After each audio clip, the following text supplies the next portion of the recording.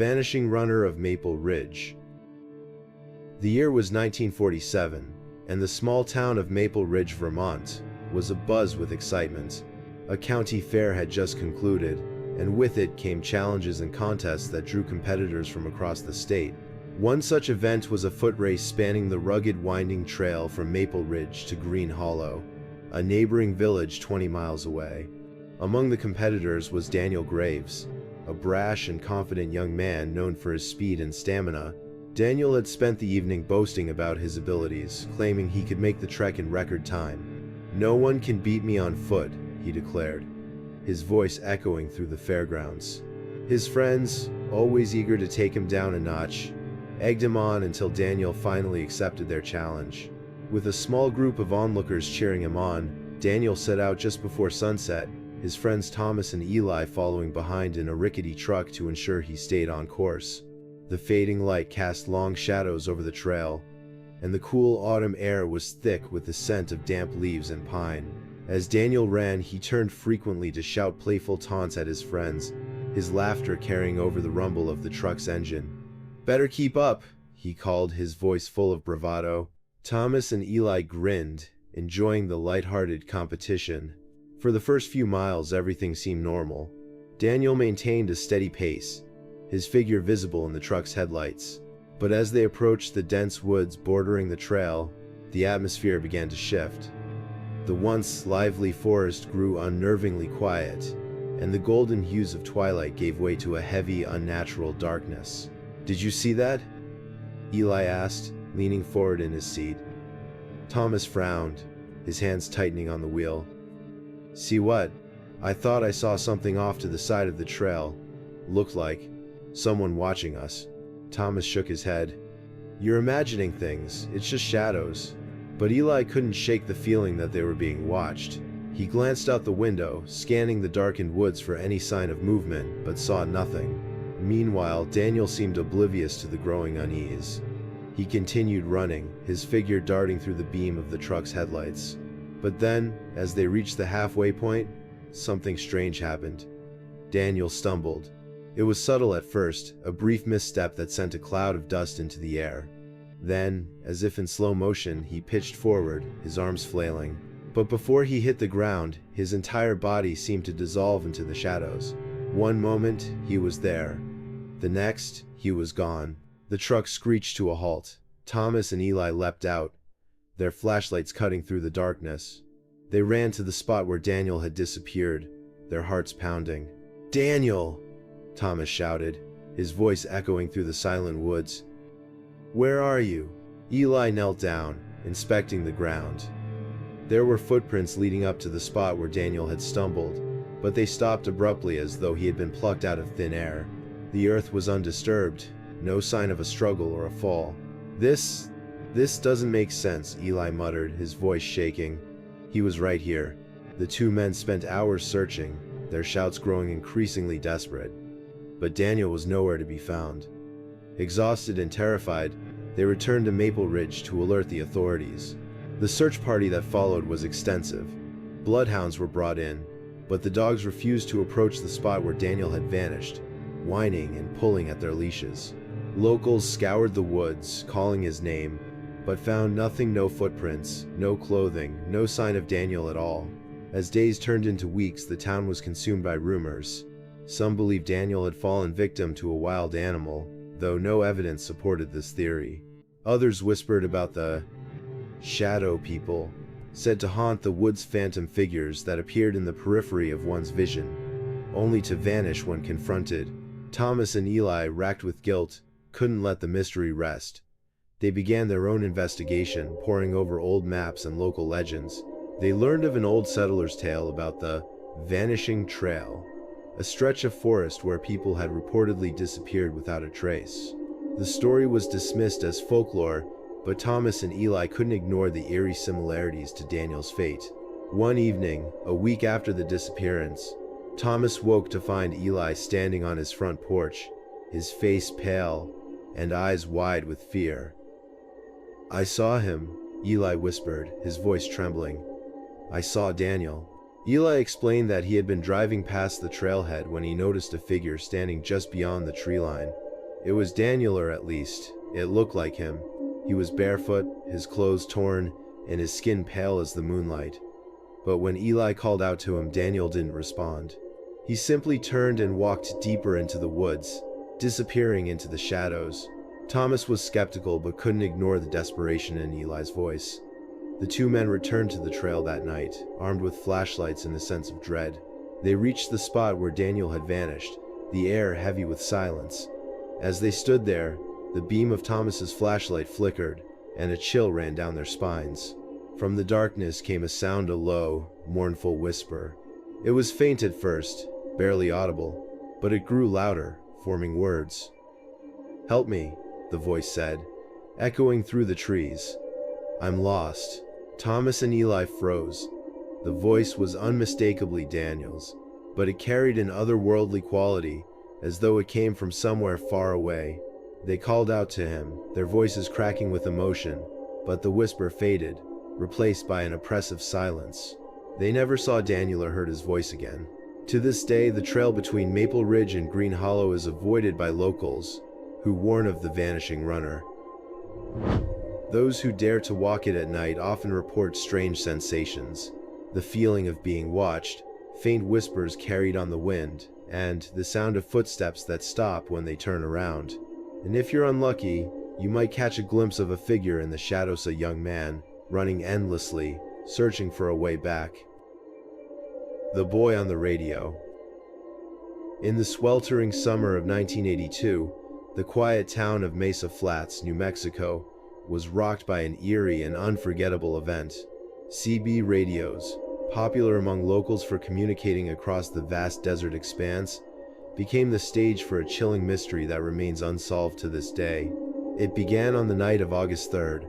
Roger Matthews, a retired truck driver, was tuning his radio when he caught a faint, crackling voice.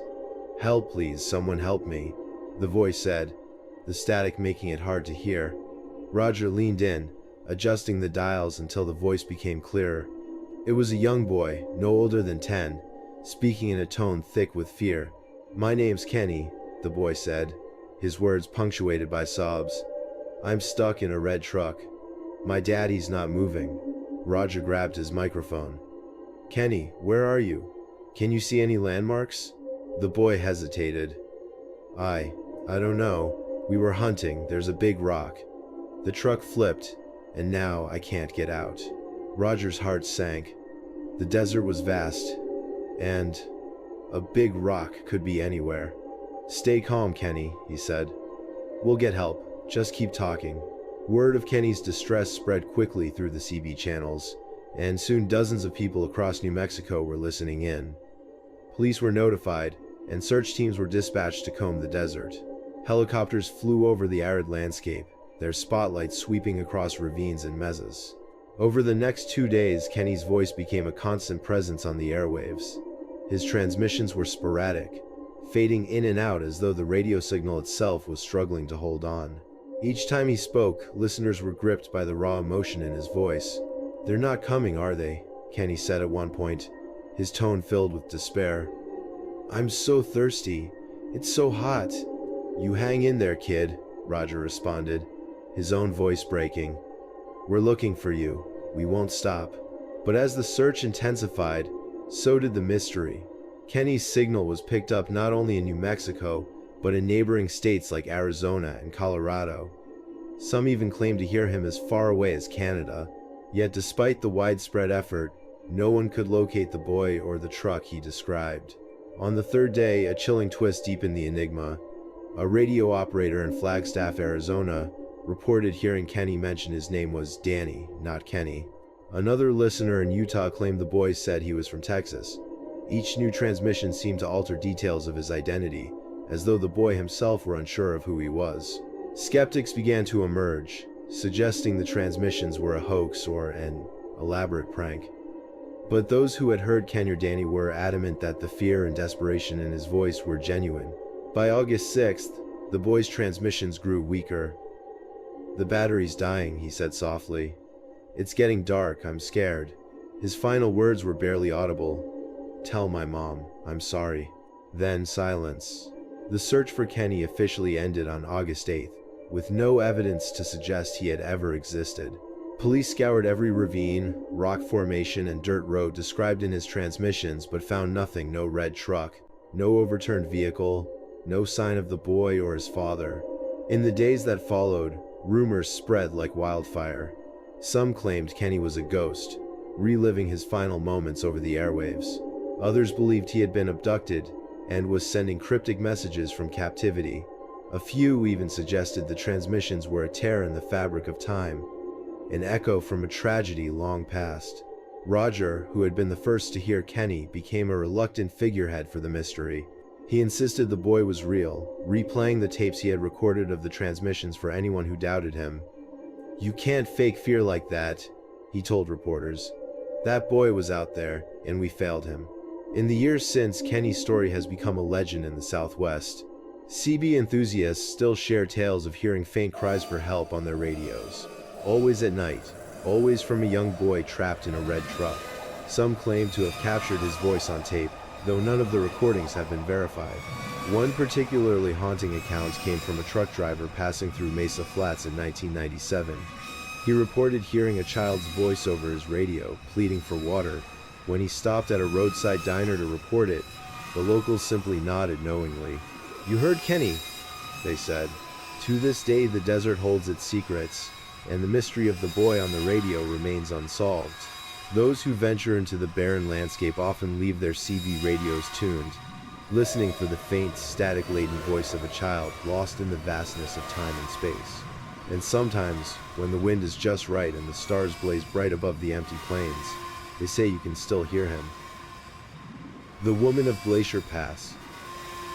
In the remote wilderness of Montana, where snow-capped peaks rise against an endless sky, Glacier Pass was known as a place of breathtaking beauty and unspoken dread. The locals, hardy mountain folk, and rugged hikers rarely ventured there in winter. It wasn't the snow or the cold that deterred them, but the legend of the Woman of Glacier Pass.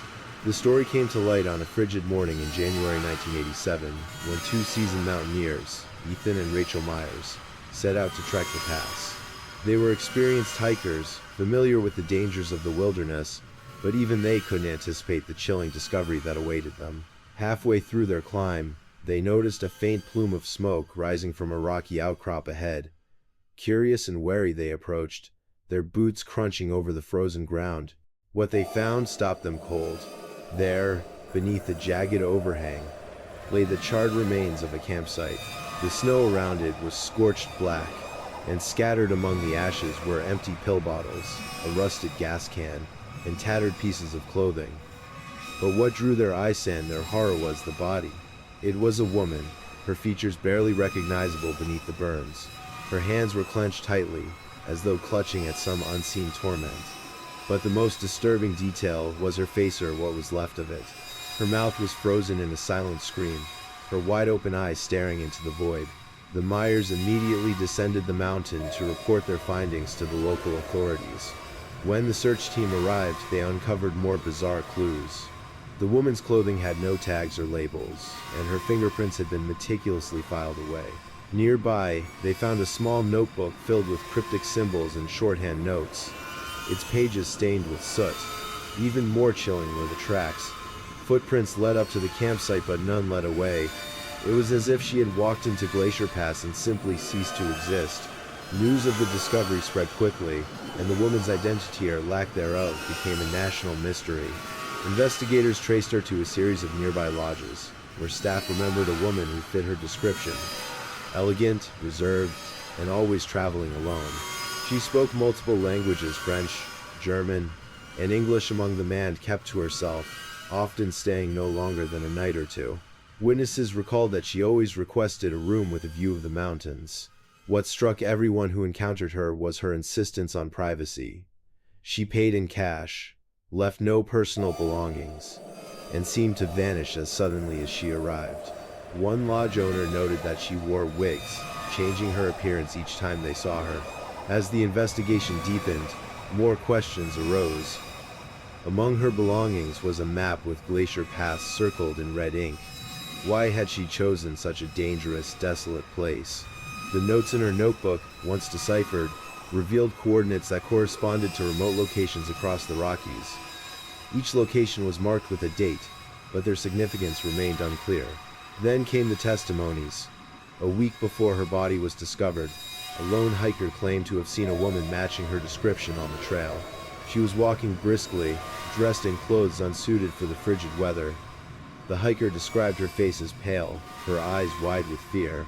She had looked over her shoulder constantly, as if someone or something was following her. Another witness, a retired ranger named Bill, reported a similar sighting.